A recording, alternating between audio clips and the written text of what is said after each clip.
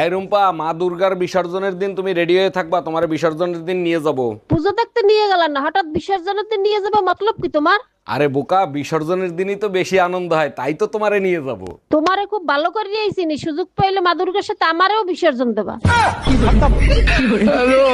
এই তুমি কাল রাতে কার সাথে ছিলা, সত্যি করে বলো। কাল রাতেই তো বললাম দাদির অবস্থা ভালো না, তার সাথে হসপিটালে থাকতে হবে। তাইলে তো আজকে রাতেও দাদির সাথে হসপিটালে থাকবা, তাই না? শরীরের অবস্থা যদি আগের মতো থাকে তাহলে আজকে রাতেও যেতে হবে। শরীরের অবস্থা আগের মতোই আছে, তোমার দাদি মেসেজ দিছে, কখন আসবা জানু? এই কথা কইস না, বউ ফোন দিছে। হ্যালো, হ্যালো, এই তুমি নাকি কোন ভাবির কাছে গেছো? কোন ভাবির কাছে গেছো? এগুলো কি বলো তুমি? আমার কি তোমার এরকম মনে হয় নাকি? কি করছো, ছাড়ো না। তোর বউ ফোন দিছে, ঝামেলা বেগো।